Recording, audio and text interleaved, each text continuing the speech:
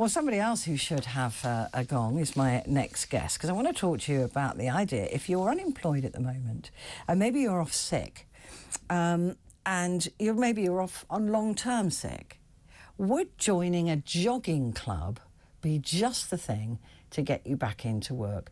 Because Rishi Sunak has described the number of people who are economically inactive as scandalous.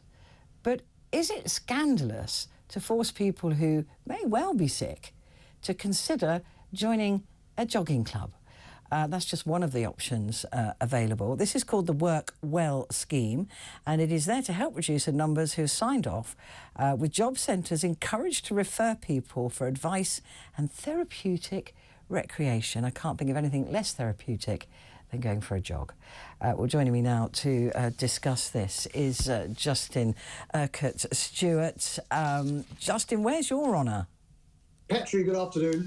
No one's going to give me anything. I'll be lucky if I get a Tesco card. Well, I think you deserve one. Who's that you've got with you?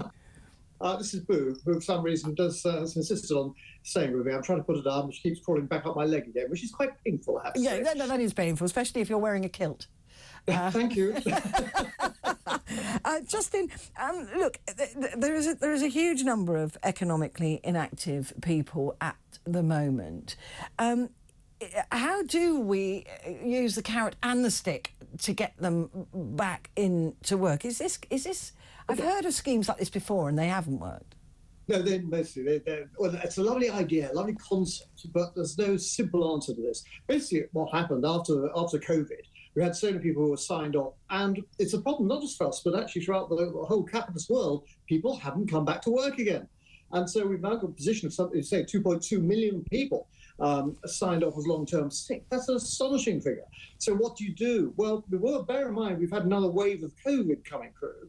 So actually, before you all say that these are just all malingerers, that may not be the case at all. No one really knows all the figures. But what is something we really can't afford, and you see the figures now for disabilities have actually gone up now. What was the last figure I saw? It was about £91 billion a year. That's up 75% in a couple of years. And to put that into perspective, that's nearly, what's the defence budget this year? 60 billion? So 60 billion on defence and 91 billion on wow. But it's really going to be, we can't afford to carry on doing it. So anything which can encourage people back, it's got to be good news. But some of these schemes do seem a little harebrained. They're going to take an awful lot of effort and be managed individually. Well, that's going to be quite expensive in itself. Well, exactly that. And also we've had this sort of social prescribing thing for a while now, and I haven't seen any figures that have rapidly turned around people needing actual NHS care. And this is the nub of it, isn't it? That many of these people, some of them will be malingerers and skivers. Yeah. We know that. We're not naive. But perhaps there are many more who are waiting for treatment, mental health support. Depression is one of the biggest reasons that people aren't at work. So where is that?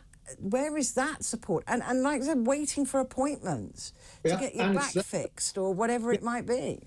All those elements, if they need to be coordinated together locally. You can't really do this nationally because there's no one single scheme that will work.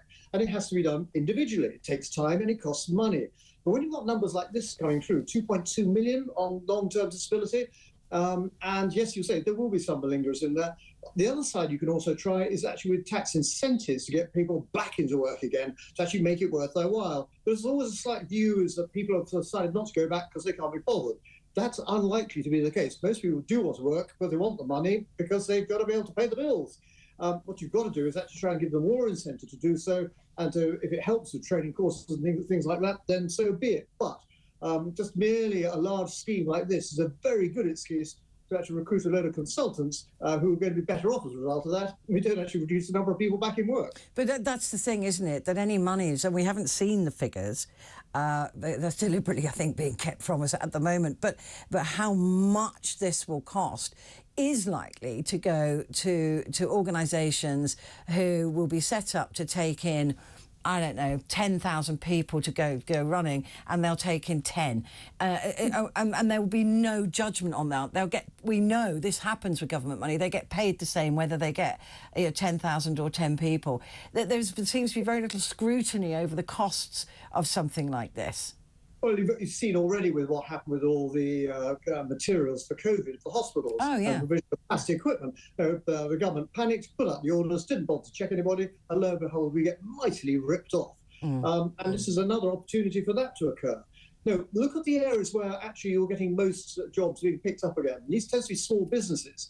That's the biggest employer in the country. Help small businesses to actually get going. Well, they're actually getting going because the startups are increasing, but actually make sure they've got more access to some medium-term finance, which is an area we're very bad at in this country, to help them grow. We've got a lot of this based around technologies, all around the technology centres all around the country. That's where you're actually going to be seeing the growth. So encourage those companies to grow. They will actually get more people going back in again. And you can try and do that. But schemes with a good intention may be, of course, a very good idea, but actually prove to any of us that they're going to work on any such scale. Leave that to local bodies, local authorities, because they can do it according to local elements. Trying to do that on a national scale, I think, will be a disaster, an opportunity for, yet again, for us to get ripped off. We don't have the tax money to do this. So work the other way around, encourage more people into work, more companies to set up, give them the tax breaks in terms of actually investing. If they're investing, they're going to be employing more people, and actually the system doesn't solve itself. But it's a more practical way of going about it, and why you would like to get better value for your money. Yeah. Well, listen, I'm going to set up a running club because we're neighbours pretty much. So I reckon if we just run... It's a very slow running club. If we just sort of run from your place to the pub on the corner... That's too far. 100 yards, I can't. Too far. Okay. Well, we'll walk. We'll set up a walking club, and Bo is welcome too. Justin, happy New Year to you. Oh, hello, Bo. Oh, now he wants to go down. Justin, thank you very much indeed. Very happy New Year to you, and I hope to see you soon.